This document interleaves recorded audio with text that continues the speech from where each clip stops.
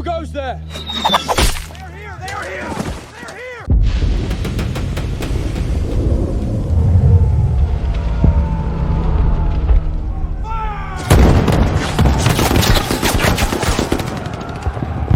Yorktown, October 1781. The British army was trapped against the river, but 2 earthworks still held the Allied guns back from the town. Redoubt 9 would be taken by the French. Redoubt 10 was given to the Americans. They went in at night with unloaded muskets, fixed bayonets, and orders not to fire. Among them was Eli Coyle, a boy from the Carolina backcountry carrying his dead brother's powder horn into the dark.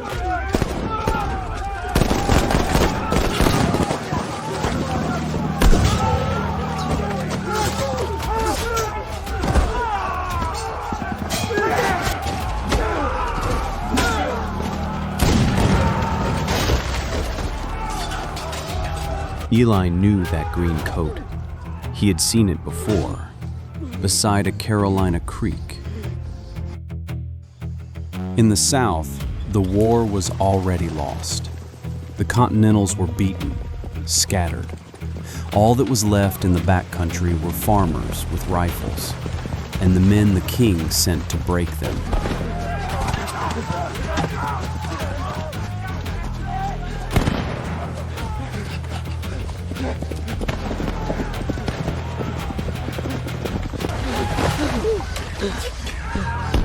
Stay down, pup. Don't you move.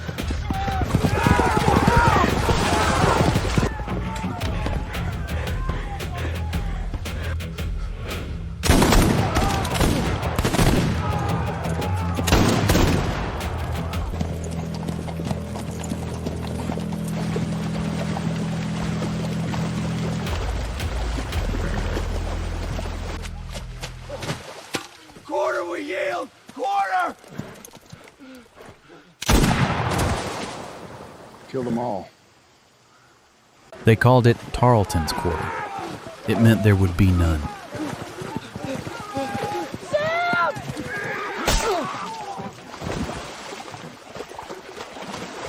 He did not understand empires yet.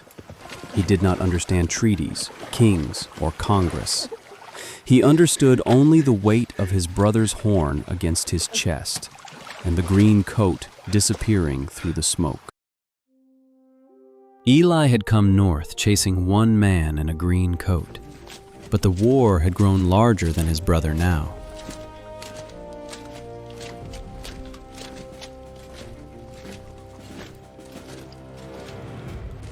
You're holding that musket like a howl, boy. It's a rifle, Sergeant. Mine.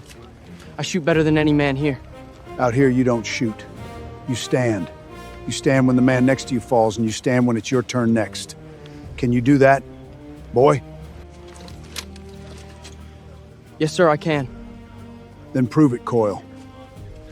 Dress the line. Eyes front.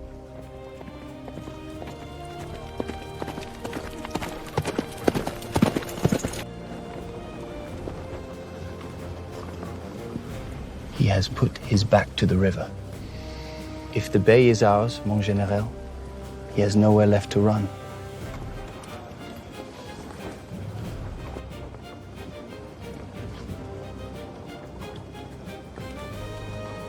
Then we close the door behind him, the whole door. The land we can hold ourselves, but the sea is the only road he has left. Send word to Admiral de Grasse. Bring the fleet north into the Chesapeake and keep it there. Cut him off from the Royal Navy. The fleet will seal the bay, mon général. He will sit behind his walls with his back to the water and starve. Far to the south, the British General Cornwallis had marched his army to the edge of the sea, to a little tobacco port called Yorktown, and dug in to wait for the King's Navy to carry him home. For the first time in the war, the Americans would not merely survive a British army. They would try to catch one whole.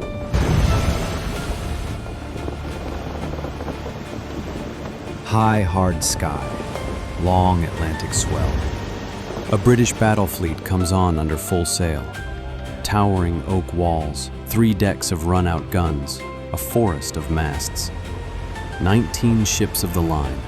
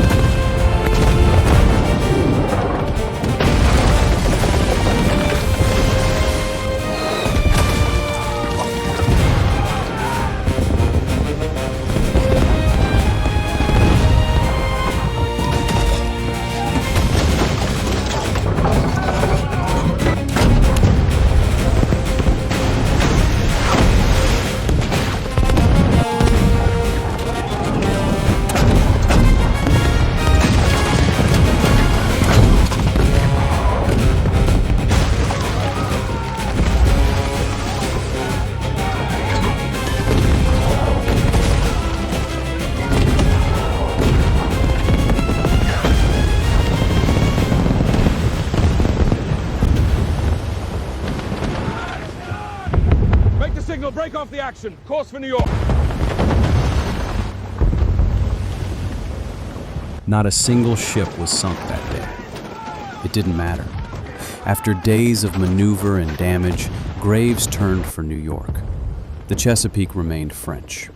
Cornwallis did not know it yet, but his army was already a prisoner. All that remained was the taking.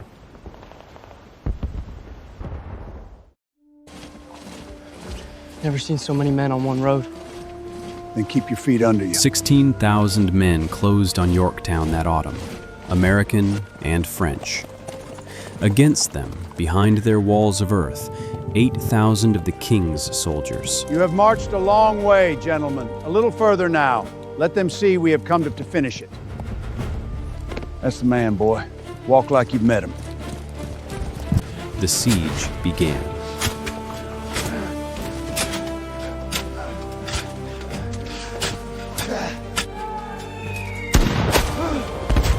Keep your heads low! Keep digging!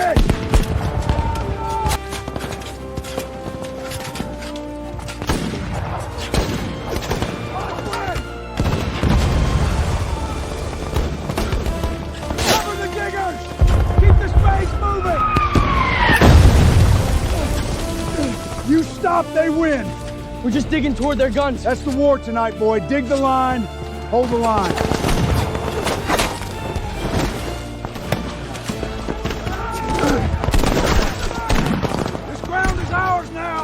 A flag did not make the ground safe. It told the next man where to stand. The line learned its first lesson that night.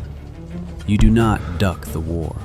You dig through it. That's how you take a fortress, boy. One spode, one gun, 1 foot of ground.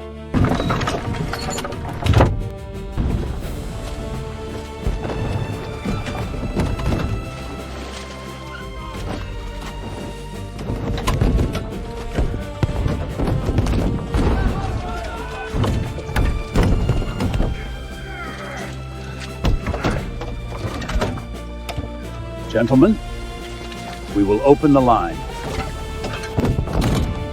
Cornwallis has nowhere left to run. Open the batteries.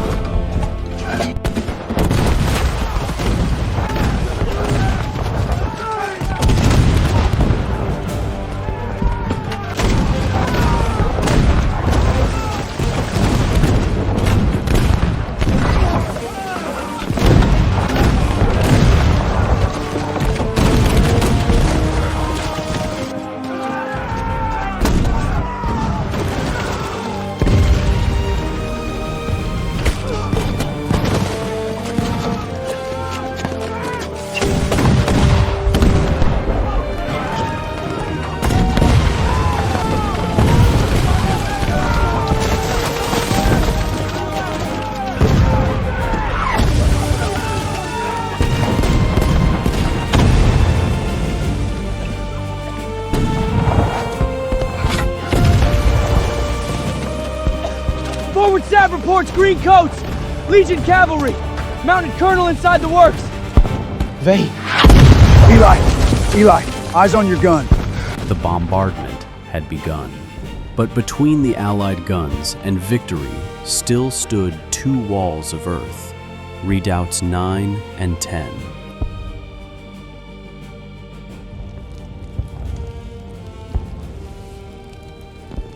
That night, grief stopped being memory and became a choice. That horn. You carry it like a Bible. It was my brother's. They killed him unarmed. A green cloak colonel may be inside. And what? You walk up to a regiment full of bayonets to settle one man, you're a boy with a grudge. I'm the only courier left. That makes it mine. 2 Redouts stand between us and the town. 9 and 10. The French take 9. 10 is ours. We go tonight, in the dark, with the bayonet only. Muskets unloaded.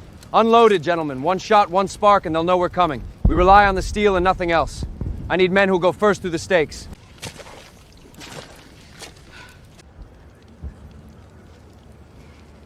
I'll go first. Damn fool boy. 2! They were called the Forlorn Hope, the first men over, the ones sent to cut the way open. Most siege manuals counted them already dead.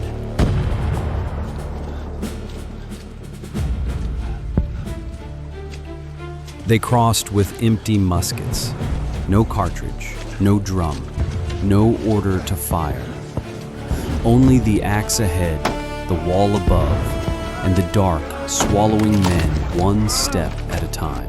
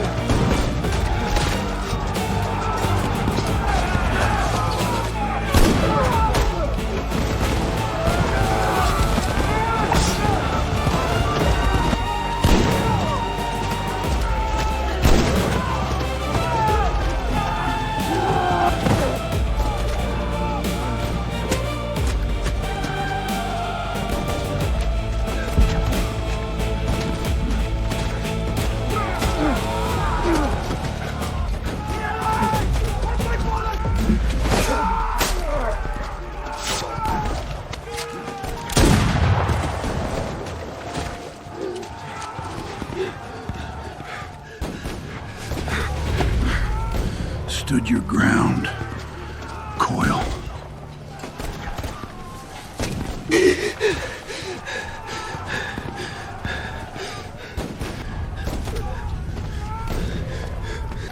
No quarter!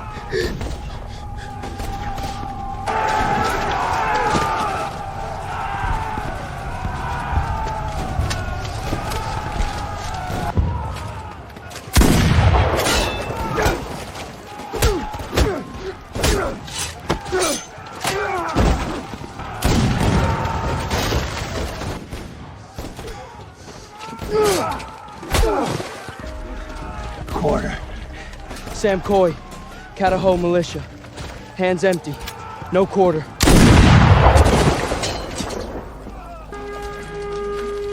Ten is ours! The French have taken 9! We've won!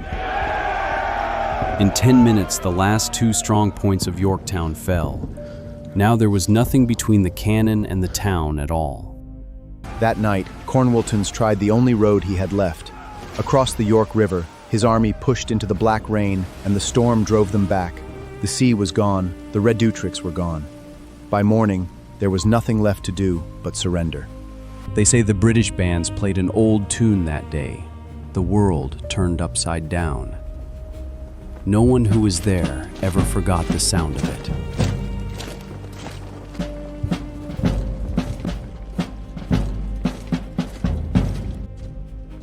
Cornwallis would not come himself.